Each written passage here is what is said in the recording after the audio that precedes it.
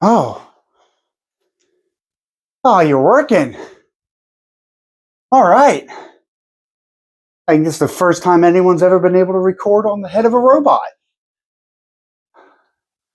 All right, well, I better make this quick because I don't know how much power I'm going to have, but this got to get done. I'm not really sure where to start on this, so I'm just going to just go out and say it. It's been probably 30 years since the robots have taken over.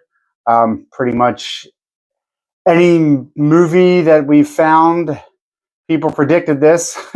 So I guess here it is. It started in Canada. Uh, the United Nations decided that they were going to start a robot army. The European Union joined in with them, and they started a military of probably 300,000 robots. They hit Canada first. It didn't take long to take out the cities. They moved to Europe next, and after about a year, there really was just mass chaos, and that's when the US lost communications with Europe. So shortly after that, it hit the United States. It took a while for them to get through all the cities. And then once they shut down the power grids, within a few weeks, probably 3/4 of the population died. And then it just went downhill from there. They destroyed everything. They took out every factory, every government building, everything you can possibly imagine. This is pretty much what most of the United States looks like now.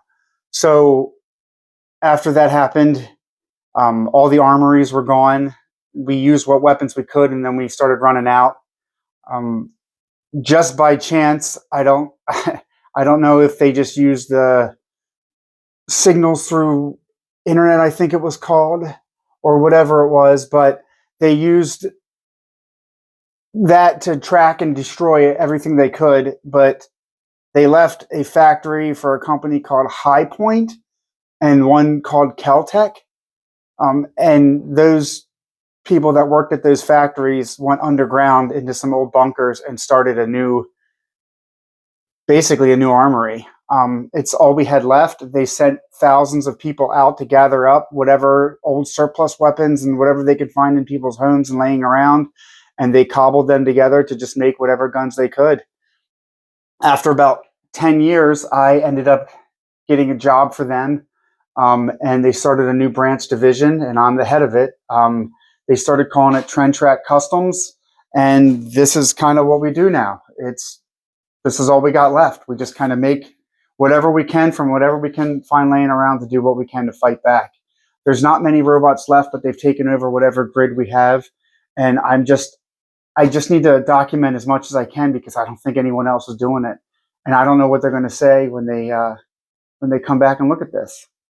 But hopefully, this message finds someone, and hopefully we can show what really happened here and everywhere. Oh, your batteries are dying. No, come on, I got more. Oh. My name's Andrew Nadeau, and I'm the founder of Tren Track Customs. It started as a Facebook group. Basically, the whole beginning of it was I had a High Point 1095 carbine. I hated the way it looked. I hated the way it felt. I liked the way it shot. Thought there was more potential for it.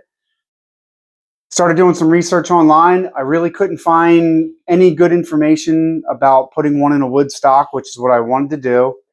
I reached out to High Point. They said it's never really been done, so I figured I'd give it a try. I bought a piece of walnut. I carved the stock out of it. I put the action and the barrel and everything in, inlet everything to fit, relocated the trigger so the mag well was separate from the trigger, and basically got it working, and was confirmed that it was the first one that pretty sure was the first one to ever work in a wood stock. Not much bragging rights, but I thought it was cool. So that was what started it, and I started posting it on Facebook, and people liked the idea. So then I figured I'd start a group about the build, and people liked it, so I kept updating it.